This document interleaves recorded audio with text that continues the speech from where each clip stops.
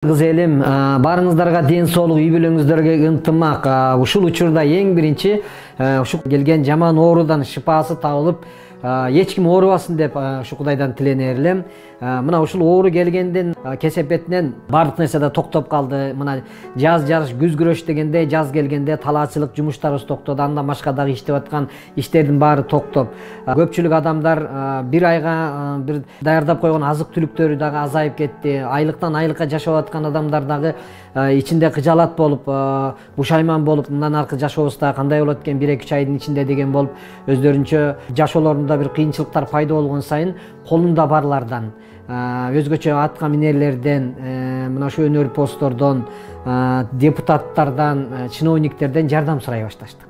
Биз өзгөчө үмүт кылганыбыз, бизди мамлекетти башкарып аткан, парламенттик башкаруу боюнча биз көпчүлүгү депутаттарга көңүл бурат экенбиз. Ушулар жардам берет, анткени ушулар чечет биздин келечектеги жашообузду кандай болушун, тездикте ушул нерсени кандай чечет экен деп үмүт кылып атканбыз. Каникулдан кийин кайра кезекс жыйынга чогулганда элдин баары сүйүнүп, мына эми көйгөйлөр чечет окшойт экен десе, көрсө ал күн 1-апрель экен. Бир туугандар, 1-апрелде дагы кимдин партиясынан министр болот деп чогулган сыңарындай эле элге сезилип калды. Ошондон кийин кайра эл кайрадан бушайман. Мен ошол элдин арасында бир атуул катары өзүмчө ойлонуп, канчалык көп жардам бере албасак дагы бир жок дегенде сөздүн акысын берип коелу, бир идея айткым келди, бир ой айткым келди. Азыркы учурда тез аранын ичинде Кыргызстан боюнча жалпы ушул маселени чече турган мен бир жакшы бир идея, бир жакшы ой таптым. Ошон үчүн аргасыз мен ушул биздин Кыргыз Республикасынын президенти урматтуу Сооронбай Шарипович президентке кайрылгым келип турат. Урматтуу президентибиз Сооронбай Шарипович, мен сизден өтүнөм. Тез аранын ичинде чечиле турган маселе бул сиздин жардамыңыз керек болуп атат. Siz tez aranın içinde parlamentти tarkatıp, kayra bir aydın içinde parlamenttik şayloo bolot dep эле koyuңуз, boldu.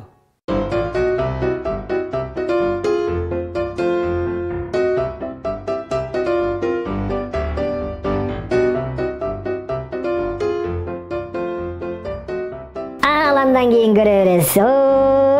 Жанагы жашын жаткан депутаттардын баары өздөрүнүн бүт шайлоо округуна элдерине кетишкен, баары жардам берип башташат ширкин. Өзүм дегенде өгүздөй күчүм бар дегенде бул жигиттер эл үчүн деген дешет, бирок өзүм дегенде кыйында бул жигиттер. Маскабы, маска десең маска, каска десең каска. Бирөөсү экинчи сортто унду алып барса, бир партиясы биринчи сортто унду алып барат. Жерлердин баарын айдалган, бирөөсү солярка, бирөөсү трактор, малдардын баарын сойгон, элдин баарын чакырган, аксакалдар сыйланып төргө отурган, аксакалдардын батасын алышып, аларга көңүл бурушуп, ар бирине 5 000 сомдон колдоруна акчаларды карматып, тимеле чуручу, шан шөкөт, машинелгияга КамАЗ менен ташылып атат. Бардык нерселердин баары, больницаларга керектүү кийимдердин баары алынып келинген. Кыскасы тимеле укмуш. Эң негизгиси коронавирус түшүнбөй калган, четте эле туруп калган. Мындай ынтымакты көргөн эмес. Биякты бир карайт, биякты бир карайт. Бирөөсүнө бар жакындайын десе эле баягы коронавирус, андан спирт чыттырат.